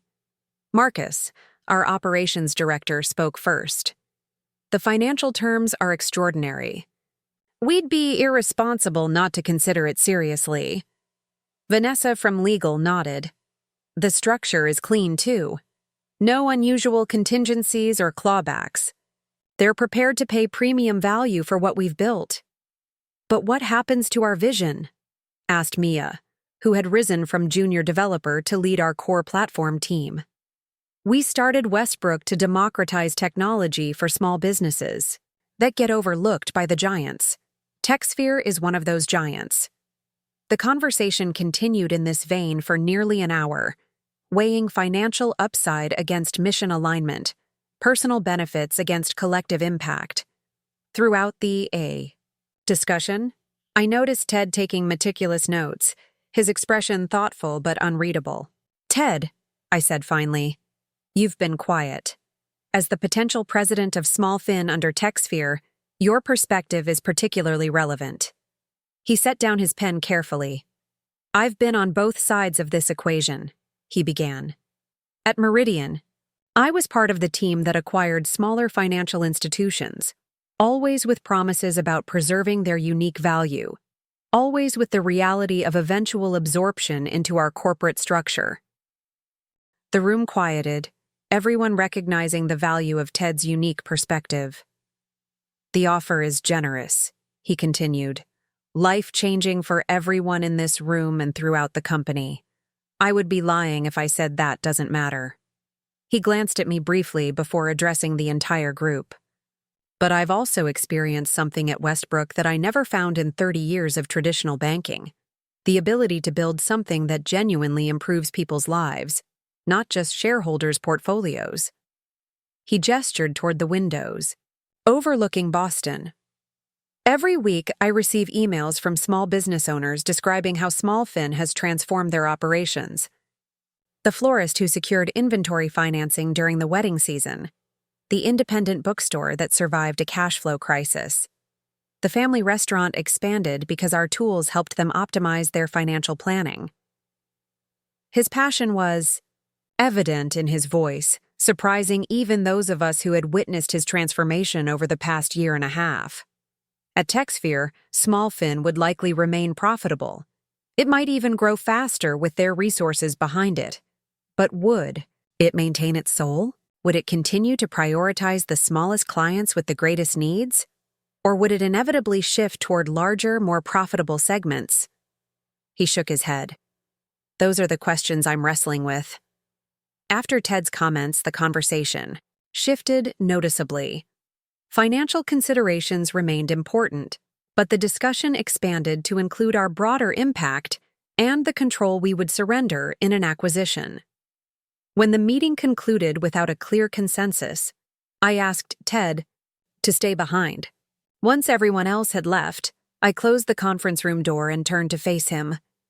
"That was quite a speech from someone who once told me to focus on climbing the corporate ladder instead of pursuing a hobby," I said, unable to keep a hint of irony from my voice. Ted smiled ruefully. "Turns out I had a lot to learn about what really matters in business and in life." "The offer specifically names you as Smallfin Division President," I noted. "That's a significant recognition of your value." "It is," he acknowledged, "and deeply flattering. But it's also a recognition of what we've built together, what you allowed me to be part of despite our history." I studied him, curious about his evolution. 18 months ago, would you have hesitated to accept this offer?" "Not for a second," he admitted without hesitation. "I would have seen it purely as vindication and financial security." "And now?" Ted was quiet for a moment, considering the question carefully. "Now I understand there are different kinds of values, different measures of success." He met my gaze directly. "What about you, Ashley? This is your company, your vision. What are you thinking?" It was the question I had been asking myself since the moment the offer arrived. The acquisition would represent an extraordinary outcome by conventional standards: financial security, market validation, personal wealth. Yet something about it felt incomplete, like a story ending just as it was getting interesting. "I'm thinking," I said slowly, "that we have more left to build." 6 weeks after receiving TechSphere's acquisition offer, I stood on a small stage in our expanded office space, surveying the faces of our now 250-person team. The anticipation in the room was palpable. Everyone knew this all-hands meeting would finally reveal our decision about the company's future. First, I want to thank everyone for your patience during this process, I began, my voice carrying across the hushed room. Considering an acquisition of this magnitude required thorough evaluation, not just by leadership and our board, but through conversations with many of you about what Westbrook means and where we're headed. I glanced at Ted, who stood to the side with the rest of the executive team. He gave me a subtle nod of encouragement. After extensive deliberation, I continued, we have decided to decline TechSphere's acquisition offer. A collective gasp rippled through the room, followed by scattered applause that quickly grew into enthusiastic cheering. The reaction confirmed what our one-on-one conversations had suggested, while the financial windfall would have been welcome. Most of the team felt our mission was far from complete. Instead, I explained once the noise subsided, we've secured a Series C funding round of $120 million, led by Elevation Partners with participation from our existing investors. This capital will fuel our next phase of growth while allowing us to remain independent and true to our founding mission. The announcement triggered another round of applause, even more enthusiastic than the first. In the front row, I noticed a few of our earliest employees exchanging emotional hugs, the true believers who had taken a chance on Westbrook when it was just an idea operating out of my apartment. This decision wasn't made lightly, I added. The acquisition offered significant financial benefits for everyone. But ultimately, we believe Westbrook's greatest impact lies ahead as an independent force reshaping how small businesses access technology and financial services. As I outlined our expansion plans, new markets, additional product lines, accelerated hiring, I watched Ted move through the crowd, speaking quietly with team members, his expression reflecting the perfect balance of professional satisfaction and personal pride. Later that afternoon, as the excitement gradually settled into focused determination, Ted appeared in my office doorway with 2 coffee cups. "Thought you might need this," he said, offering me one. "It's been a momentous day." "Thank you." I accepted the coffee gratefully. "Have you seen the messages coming in from our clients? They're overwhelmingly supportive of the decision to stay independent." Ted nodded, taking the seat across from me. The small business community recognizes authentic advocates. They know we're committed to their success, not just our profit margins. That wouldn't necessarily have changed under TechSphere, I pointed out. "Perhaps not immediately," he agreed. "But corporate priorities have a way of shifting over time. I've seen it happen repeatedly." We sat in comfortable silence for a moment, each processing the magnitude of the path we had chosen, continuing to build rather than capitalizing on what we had already created. "Your father called me this morning," Ted said eventually. "He wanted to know if I'd tried to talk you out of leaving so much money on the table." I laughed, imagining my father's bewilderment. Despite his support for my career, he retained the traditional mindset that equated business success with financial exits. "What did you tell him?" "That his daughter makes decisions based on vision, not just valuation. And that's why Westbrook has become something extraordinary." Ted smiled slightly. I also mentioned that I fully supported the decision, which seemed to surprise him. "It would have surprised me too, not so long ago," I admitted. "The Ted I knew before Westbrook would have taken the money without hesitation." "The Ted you knew before Westbrook had a very narrow definition of success," he acknowledged. "Corner office, executive title, country club membership, the standard markers of corporate achievement." His expression turned reflective. "Working here, starting in the mailroom of all places, forced me to reconsider everything I thought I knew about business, leadership, and purpose." I studied him, once again struck by how thoroughly he had transformed. "And what have you concluded?" "That building something meaningful is more satisfying than any exit package. That solving real problems for people who truly need solutions is more rewarding than climbing corporate ladders." He met my gaze directly. "And that sometimes, the greatest wisdom comes from those we've underestimated most severely." The humility in his voice was genuine, a quality I never would have associated with the uncle who had dismissed my business aspirations at Thanksgiving dinner nearly 2 years ago. "Well," I said with a smile, "I'm glad you found wisdom in unexpected places.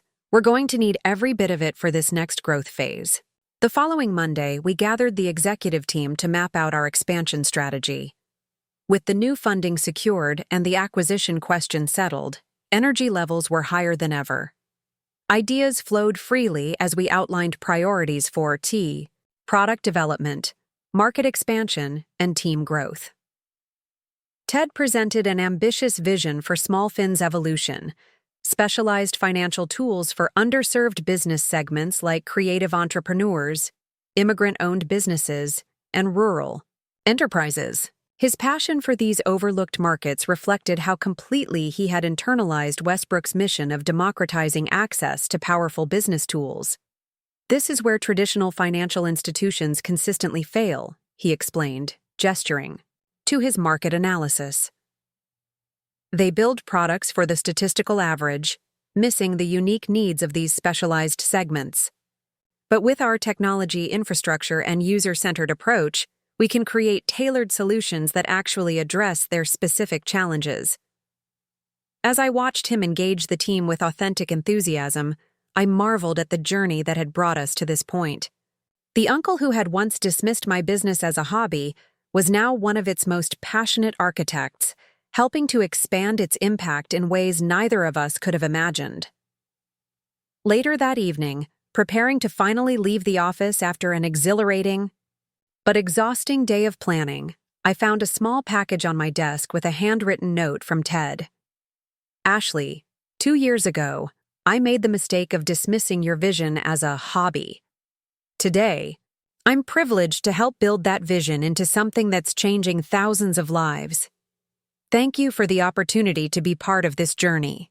From the mailroom to the executive suite, from skeptic to believer, from uncle to colleague." The body enclosed item has been sitting in my desk drawer since Thanksgiving. I think it's finally time to pass it along. Ted. Inside the package was a small plaque bearing a quote from Theodore Roosevelt. "It is not the critic who counts. The credit belongs to the person who is actually in the arena." I smiled, understanding the significance. Ted had transformed from critic to fellow arena fighter, from dismissive uncle to valued colleague, from corporate executive to startup innovator. As I placed the plaque on my shelf alongside our industry awards and press features, I reflected on the unpredictable path we had traveled. Sometimes the most powerful allies emerge from the most unlikely beginnings. Sometimes the people who understand you least at the start become your strongest advocates once they truly see your vision. And sometimes, just sometimes, the mailroom turns out to be the perfect starting point for an extraordinary journey of transformation. Looking for more? We've got 2 amazing stories ready for you right on screen. If this one touched you, these are absolutely worth your time. Click to watch them now. And hey, subscribe and hit that bell to never miss our latest uploads.